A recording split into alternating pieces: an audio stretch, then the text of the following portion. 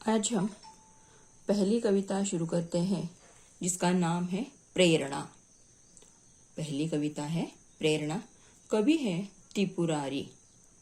इस कविता के कवि है त्रिपुरारी। त्रिपुरारी जी का जन्म 5 दिसंबर 1988 को बिहार के समस्तीपुर में हुआ। आपकी प्रारंभिक शिक्षा पटना से स्नातक दिल्ली से तथा स्नातकोत्तर शिक्षा हिसार में हुई। दिल्ली विश्वविद्यालय में अध्यापन कार्य करने के पश्चात वर्तमान में आप फिल्म, दूरदर्शन के लिए लेखन कार्य कर रहे हैं। त्रिवेणी के रचयिता के रूप में आपकी पहचान है। कल्पना की भावभूमि पर यथार्थ के बीज बोते हुए उम्मीदों की फसल तैयार करना आपकी रचनाओं का उद्देश्य है। नींद की नदी यह उनका कविता संग्रह है। नॉर्थ कैंपस यह उनका कहानी संग्रह है। सास के सिक्के यह उनका त्रिवेणी संग्रह है। त्रिवेणी एक नए प्रकार के रूप में साहित्य क्षेत्र में तेजी से अपना स्थान बना रही है। त्रिवेणी 3 पंक्तियों का मुक्त छंद है। अंडरलाइन करा तिथे। त्रिवेणी 3 पंक्तियों का मुक्त छंद है। मात्र इन 3 पंक्तियों में कल्पना तथा यथार्थ की अभिव्यक्ति होती है। इसकी पहली और दूसरी पंक्ति में भाव और विचार स्पष्ट रूप से झलकते हैं और तीसरी पंक्ति पहली 2 पंक्तियों में छिपे भाव को नए आयाम के साथ अभिव्यक्त करती है। सामायिक स्थितियों, रिश्तों तथा जीवन के प्रति सकारात्मकता त्रिवेणी के मुख्य विषय है। प्रस्तुत त्रिवेणी में कवि ने मनुष्य के जीवन में माँ के ममत्व और पिता की गरिमा को व्यक्त करने के साथ साथ, अंडरलाइन करा है वाक्याला, माँ के ममत्व और पिता की गरिमा को व्यक्त करने के साथ ही जिंदगी की आपाधापी में जुटे माता पिता के बच्चों को स्नेह भी टुकड़ों में मिलता है। इस सच्चाई को भी उजागर किया है। निराशा के बादलों के बीच आशा का संचार करते हुए कवि कहते हैं कि ठोकर खाकर जीने की कला जो सीख लेता है, दुनिया में उसी की जय जयकार होती है। सुख दुख की स्थिति में स्थिर रहना ही मनुष्य की सही पहचान है।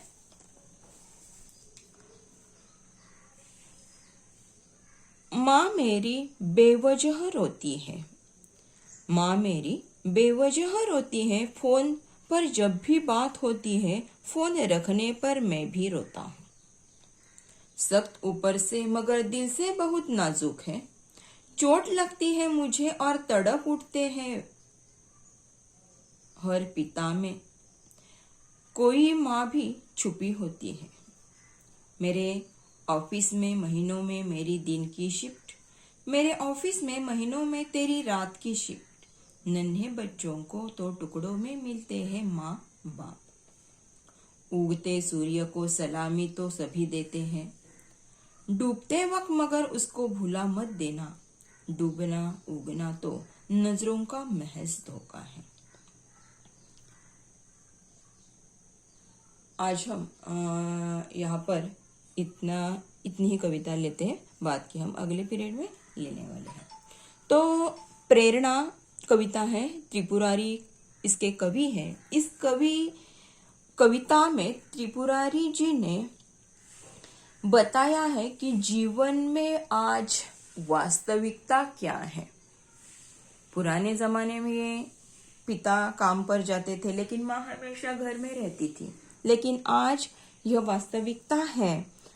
परिस्थिति बदल गई है, माहौल पूरा बदल गया है कि आज हम देखते हैं पिताजी के साथ साथ माँ भी बाहर नौकरी कर रही है।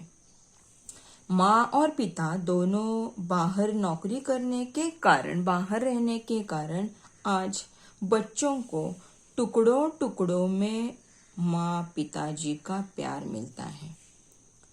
बच्चों को माँ और पिताजी का प्यार बहुत कम मिलता है क्योंकि दिन भर वे बाहर काम पर जाते हैं।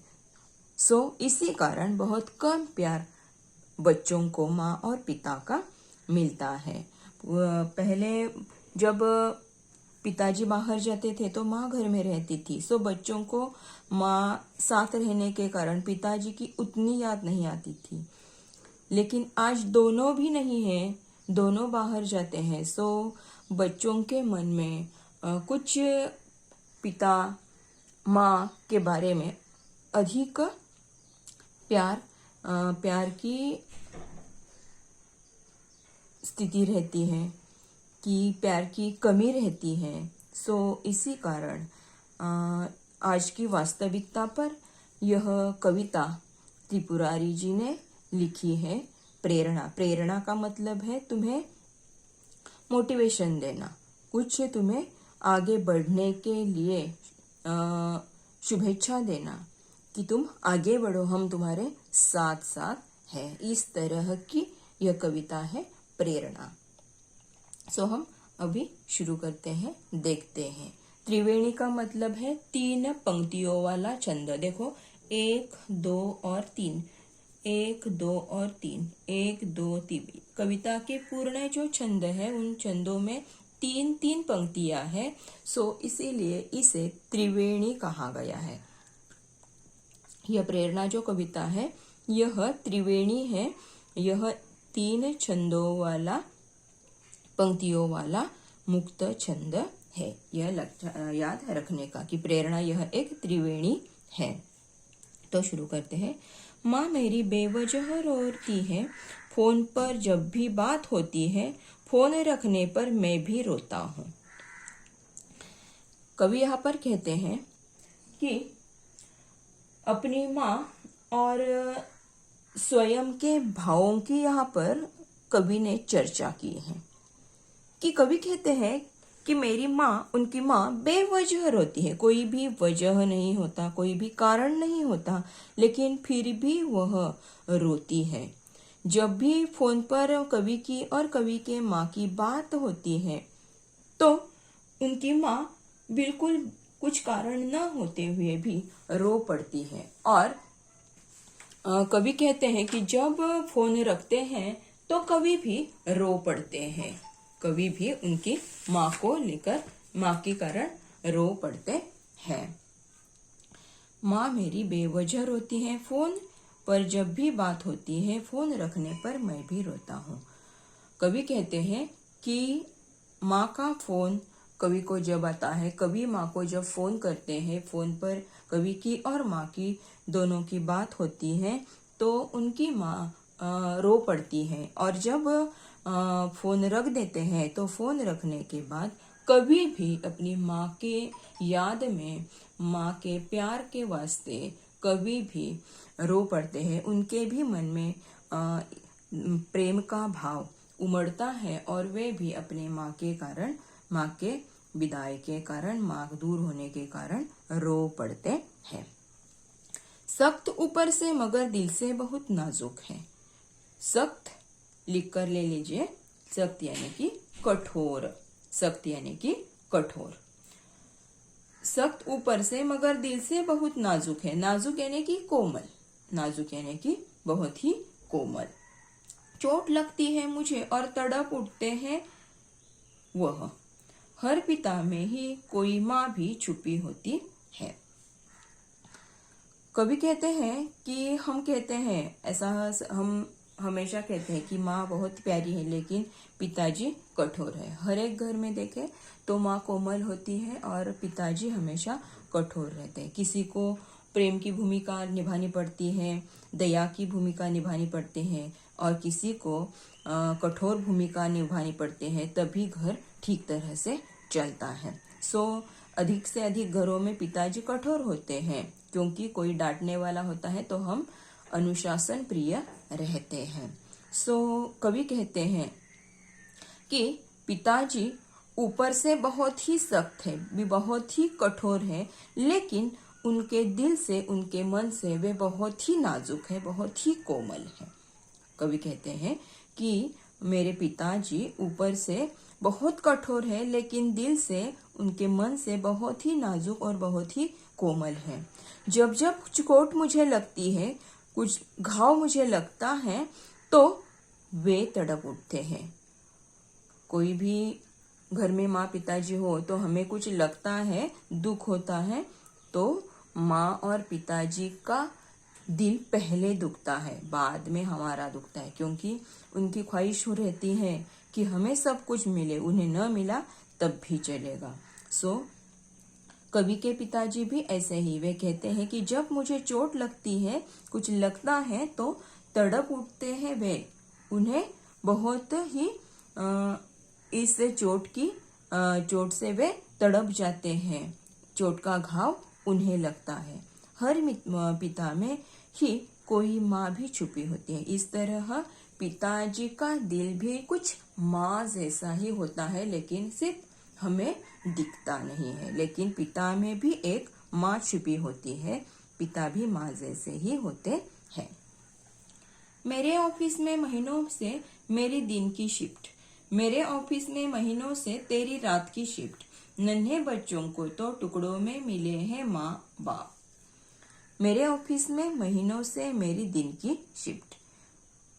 कवि कहते हैं कि उनके जो पिताजी हैं वे हमेशा दिन के शिफ्ट में चले जाते हैं। कवि के पिताजी जो ऑफिस में जाते हैं वे हमेशा दिन के शिफ्ट में चले जाते हैं। और तेरे ऑफिस में महीनों से तेरी रात की शिफ्ट। कवि के पिताजी की हमेशा रात की शिफ्ट होती है, कवि के माँ की हमेशा दिन की शिफ्ट होती है। बच्चों को बहुत कम माँ और पिताजी का प्यार मिलता है। नन्हे बच्चों को तो टुकड़ों में मिलते हैं माँ बाप। पिताजी की ड्यूटी रात की होती है, माँ की ड्यूटी दिन की होती है। कभी कभी ऐसा भी होता है कि चेंज हो जाता है, उनकी नाइट उनकी डे। ऐसे में बहुत कम प्यार बच्चों को मिलता है, यानी कि बच्चों को टुकड़ों में बहुत कम प्यार माँ और पिताजी का मिलता है। उगते सूरज को सलामी तो सभी देते हैं, डूबते वक्त मगर उसको भुला मत देना।